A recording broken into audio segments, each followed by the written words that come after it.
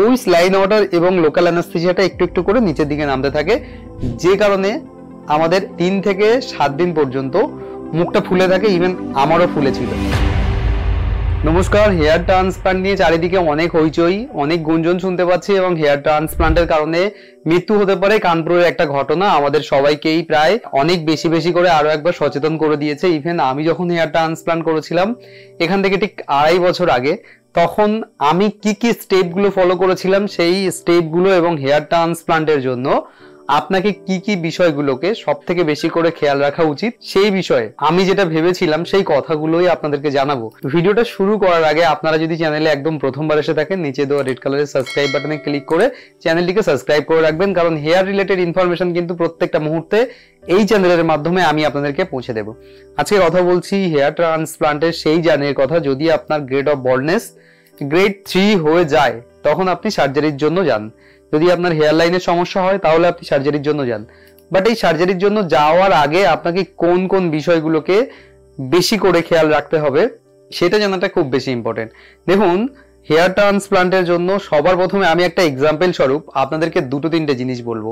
Hair transplant যে procedure follow করা হয় তার প্রথম স্টেপ হয়, আপনি যখন ডাক্তারবাবুকে প্রথম দেখাচ্ছেন তখন কিন্তু আপনার ব্লাড টেস্ট করা হয়। দেখা হয় যে আপনি ফিট আছেন কিনা, আপনার ব্লাডের কোনো সমস্যা আছে কিনা, HIV পজিটিভ আছে কিনা, এবং ইউরিন টেস্ট করা হয়, যেগুলো দিয়ে টেস্ট করে দেখে নেওয়া হয় বডির কোনো অংশে কি সমস্যা আছে, high pressure, high sugar, diabetes, এই ধরনের সমস্যাগুলো আপনার আছে কিনা। এবং ঠিক এইগুলো দেখে নেওয়ার পরে আপনাকে ট্রান্সপ্লান্টের জন্য প্রিপেয়ার করা হয়। তার আগের প্রসেসগুলো আমি আজকে স্কিপ করে যাচ্ছি, কারণ হেয়ার ট্রান্সপ্লান্টের খরচ, কস্টিং এসব ব্যাপারে আপনারা সবাই জানেন। মূলত যে প্রসেস ডাক্তারবাবু যেটা সব থেকে গুরুত্বপূর্ণ যে স্টেপগুলো আপনাকে ফলো করবে, ডাক্তারবাবু নিজে আপনার জন্য দেখবে, বুঝবে, তারপরে আপনাকে সার্জারির জন্য এলিজিবল বলবে। তো এটা হচ্ছে হেয়ার ট্রান্সপ্লান্টের আগে ব্লাড টেস্ট, ইউরিন টেস্ট, এবং এই টেস্ট হয়ে যাওয়ার পরে আপনাকে যেটা করতে হয়, হেয়ার ট্রান্সপ্লান্টের সময় কিন্তু কারো ব্লিডিং হয়, তার জন্য সঠিকভাবে কেয়ার করা, কারণ এই কারণে কোনো সমস্যা হতে পারে। হেয়ার ট্রান্সপ্লান্টের সময় যখন লোকাল অ্যানেস্থেসিয়া দেওয়া হয়, হেয়ার লাইন মার্কিং, ডোনার এরিয়ার ট্রিমিং, পুরো এরিয়াকে ট্রিমিং করে নেওয়ার পরে আপনাকে যেটা করা হয় সেটা হচ্ছে প্রথম কাজ, ডাক্তারবাবু আপনার যে এরিয়াটা মার্কিং করে নেওয়া হয় সেখানে লোকাল অ্যানেস্থেসিয়া দেওয়া হয়।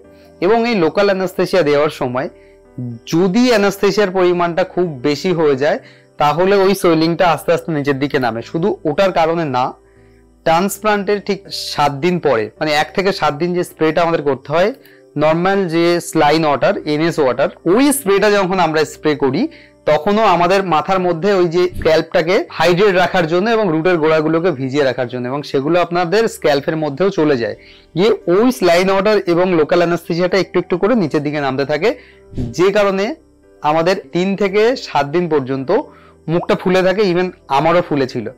তবে চলুন আজকে একটা এক্সাম্পলের সঙ্গে বুঝি যে হেয়ার ট্রান্সপ্লান্টের সার্জারি, রেজাল্ট এবং এই যে প্রসেস, টোটাল যে প্রসেসটা বললাম, এগুলো ঠিক কি করে কমপ্লিট করা হয়। আজকে কলকাতার আরো একটা সার্জারির রেজাল্ট এই ভিডিওর মধ্যে থাকছে আপনাদের জন্য। দেখুন, আমি স্ক্রিনে একটা ছবি শেয়ার করছি। এখানে পেশেন্টের কন্ডিশন সামনে দিয়ে যে এরিয়াটা আছে কতটা ফাঁকা হয়ে গেছে, ইভেন আমার থেকেও বেশি বল্ডনেস বলতে পারেন। এখানে প্রথম স্টেপ, যে এরিয়াটা ফাঁকা হয়ে গেছে সেটাকে মার্কিং করে নেওয়ার পরে সেই জায়গায় লোকাল অ্যানেস্থেসিয়া পুশ করা। এই লোকাল অ্যানেস্থেসিয়া পুশের ব্যাপারটা একটু আগেই আপনাদেরকে জানিয়েছি। তাহলে লোকাল অ্যানেস্থেসিয়া পুশ করার পরে সিলেটিং করা হয়, আপনার মাথায় ছোট ছোট ছিদ্র করা হয়। সেটা না সাফায়ার ব্লেড, আমি স্ক্রিনে একটা ছবি শেয়ার করছি, দেখুন এটা সাফায়ার ব্লেড। এই ব্লেড দিয়ে যখন আপনার সিলেটিংটা করা হয় তখন যে ছিদ্রগুলো তৈরি হয়, অর্থাৎ ওই 3500 ছিদ্রটা সুন্দর করে পুরো মাথায় করে নেওয়া হয়। তবে হ্যাঁ, যদি আপনি নিডলস ব্যবহার করেন, অর্থাৎ নিডলসের যেগুলো আছে সেগুলো গোল্ড রাউন্ড যে ব্লেডটা আছে সেটা দিয়ে ছিদ্র করলে কোনো ডিরেকশন হয় না। বাট সাফায়ার দিয়ে ট্রান্সপ্লান্টের জন্য যেমন কস্টটা একটু বেশি, তার জন্য সিলেটিং এর সময় আপনার যে এরিয়াটা তৈরি হবে সেই এরিয়াটা কিন্তু অনেক সুন্দর একটা অ্যাঙ্গুলেশন তৈরি হবে। এগুলো করার আগে আপনাকে অ্যানেস্থেসিয়া দিয়ে দেওয়া হয় পিছনে এবং সামনে। তারপরে আপনার ডোনার এরিয়া, আপনার নিজেরই চুল আপনার সামনে এনে বসানো হবে। তারপরে ওই সিলেটিং করা এরিয়ায় এক্সট্রাকশন করা হয়, এবং এই এক্সট্রাকশন ওভার হারভেস্টিং হওয়ার একটা সম্ভাবনা থাকে। তাই জন্য একটা গ্রাফ রেখে একটা গ্রাফ তুলতে হবে, এবং সেটা কিন্তু অনেকটাই ধৈর্যের কাজ। একদিনে একটা 7 ঘন্টা থেকে 8 ঘন্টার একটা সার্জারি হবে। আপনাকে অ্যানাস্থেসিয়া সেইভাবেই দেওয়া হবে যতক্ষণ না পর্যন্ত আপনার ওই এরিয়াটা অবশ হয়ে যাচ্ছে।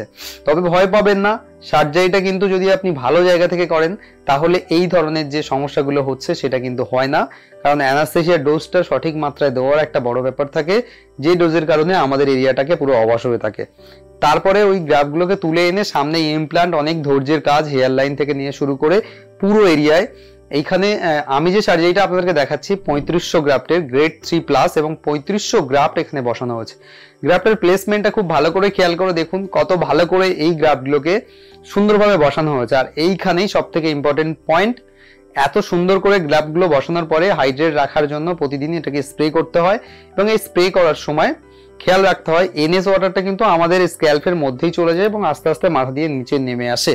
এবং 1 থেকে 7 দিন খুব বেশি কেয়ারিং এ থাকতে হয়, এই কারণে মুখ ফুলে যাওয়ার জন্য আইস র্যাপিং করা, মেডিসিন গুলো সময় মতো নেওয়া, একটু হালকা হাঁটা ওই 1 থেকে 7 দিন সকালবেলা ঘুম থেকে উঠে, বাট মাথাটাকে এরকম ভাবে নিচু না করা, এইভাবে মোবাইলটাকে না ঘাঁটা, এইগুলো সব থেকে গুরুত্বপূর্ণ পার্ট হেয়ার ট্রান্সপ্লান্টের পরে। তবে একজন ডাক্তারবাবু আপনাকে সার্জারি করার সময় এই প্রসেসগুলো সবকিছু বলে দেবে।